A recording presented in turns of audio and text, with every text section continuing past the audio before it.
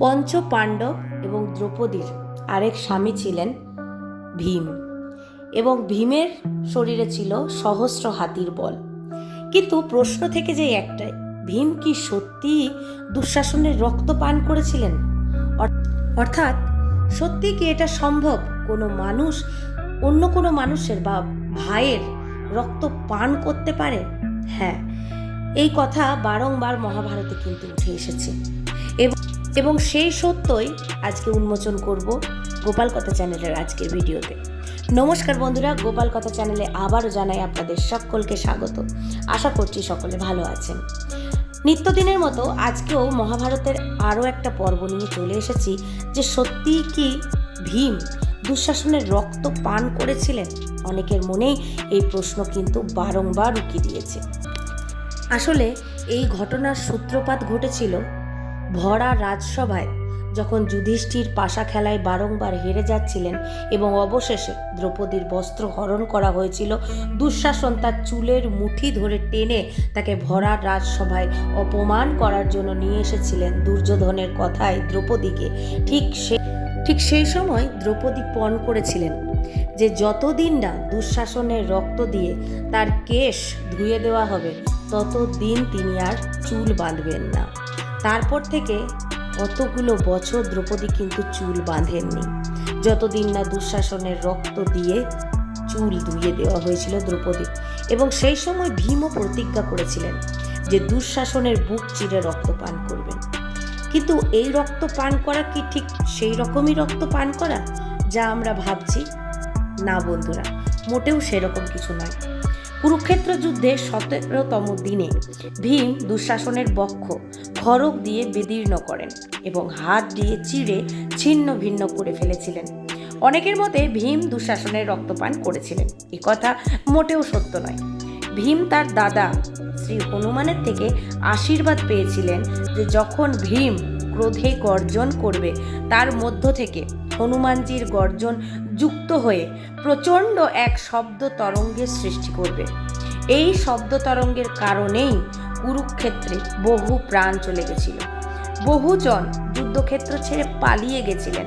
ঠিক তেমনই ক্ষুব্ধ ভীমের তীব্র গর্জনের সাথে যখন পবনপুত্র হনুমানের গর্জন মিলেমিশে একাকার হয়ে গেছিল, তখন এতটাই তীব্র এক শব্দ তরঙ্গের সৃষ্টি হয়েছিল, যার ফলে দুঃশাসনের রক্ত শুকিয়ে গিয়েছিল। আসলে কিন্তু দুঃশাসনের রক্ত তখন আর স্বাভাবিক ছিল না। দুঃশাসনের বুক চেরার সময় ভীম যেভাবে চিৎকার করেছিলেন, সেই সময়ই দুঃশাসনের রক্ত শুকিয়ে গেছিল। কিন্তু তারপর সেই রক্ত, শুকিয়ে যাওয়া রক্তই কিন্তু দিয়ে দ্রৌপদীর কেশ ধুইয়ে দেওয়া হয়েছিল এবং এইভাবে দ্রৌপদীর পণ ভেঙেছিলেন। তিনি পুনরায় চুল বেঁধেছিলেন এবং ভীমেরও যে পণ ছিল দুঃশাসনের রক্ত পান করার, তাও পূর্ণ হয়েছিল। হ্যাঁ, দুঃশাসন সত্যিই রক্ত পান করতে গেছিলেন, কিন্তু রক্ত আর ছিল না, কারণ সেই রক্ত শুকিয়ে গেছিল। এবং আমি কেন ভীমকে হনুমানের ভাই বললাম, এ কথা অনেকেই হয়তো বুঝে গেছেন, কারণ আমাদের হনুমানজিও হলেন পবনপুত্র এবং ভীমও ছিলেন পবনপুত্র।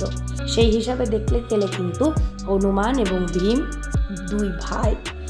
এবং বারংবার আমি সেই কারণে বলি যে হনুমানজি বজরংবলী কিন্তু প্রত্যক্ষভাবে কুরুক্ষেত্র যুদ্ধে, অর্থাৎ দৃশ্যমান হয়ে কুরুক্ষেত্র যুদ্ধে অংশগ্রহণ না করলেও অদৃশ্যভাবে কিন্তু হনুমান বারংবার কুরুক্ষেত্র যুদ্ধে অংশগ্রহণ করেছিলেন, কখনো অর্জুনের রথের ধ্বজা হিসাবে এবং কখনো অর্জুনের রথে থেকে শ্রীকৃষ্ণের সাথে থেকে কুরুক্ষেত্র যুদ্ধে তার অসীম বলশক্তি দ্বারা কিন্তু ধর্ম প্রতিস্থাপনের জন্য লড়াই করে গেছিলেন। আমরা সকলেই জানি হনুমান কুরুক্ষেত্র যুদ্ধে ছিলেন না, কিন্তু পরোক্ষভাবে ছিলেন।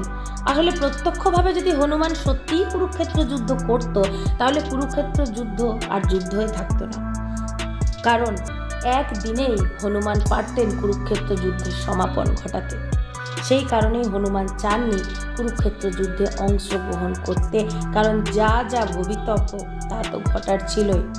সেই কারণে হনুমান হস্তক্ষেপ করতে চায়নি প্রত্যক্ষভাবে এই যুদ্ধে, কিন্তু পরোক্ষভাবে প্রথম থেকে শেষ অবধি কিন্তু হনুমান শ্রীকৃষ্ণের সাথে, অর্জুনের সাথে এবং সবথেকে বড় কথা ধর্মের পথে থেকে কুরুক্ষেত্র যুদ্ধেও রামায়ণের মতনই কিন্তু সাহায্য করে গেছেন। এবং যুদ্ধক্ষেত্রে শ্রীকৃষ্ণের অর্জুনকে দেওয়া গীতা জ্ঞান বা বিশ্বরূপ দর্শন যদি আরও কেউ দর্শন করে থাকেন অর্জুন ব্যতীত, তা হলো সঞ্জয় এবং হনুমান, যারা প্রত্যক্ষভাবে কিন্তু শ্রীকৃষ্ণের বিশ্বরূপ দর্শন করেছিলেন এবং গীতার জ্ঞান লাভ করেছিলেন। যাই হোক বন্ধুরা, আজকের ভিডিওটা যদি ভালো লেগে থাকে তাহলে অবশ্যই লাইক করবেন, কমেন্ট করবেন এবং শেয়ার করে সকলকে জানার সুযোগ করে দেবেন। আর গোপাল কথা চ্যানেলের সাথে থাকার জন্য এবং এরমই নানান মাইথোলজি বেশ তথ্য জানতে গেলে অবশ্যই কি করতে হবে, চ্যানেলটাকে সাবস্ক্রাইব করে বেল আইকনটাকে প্রেস করে রাখতে হবে, যাতে কোনো ভিডিও পাবলিশ হওয়ার সাথে সাথে আপনার ইউটিউবের নোটিফিকেশনে চলে যায় এবং আপনি সবার আগে ভিডিওটা দেখে নিতে পারেন। এবং আমাকে ইনস্টাগ্রামে ফলো করতে পারেন, ফেসবুকেও ফলো করতে পারেন, তার লিঙ্ক কিন্তু অ্যাবাউট সেকশনে দেওয়া আছে। সকলে ভালো থাকবেন, সুস্থ থাকবেন, সকলকে ভালো রাখবেন। আজ এখানেই বিদায় নিলাম। রাধে রাধে।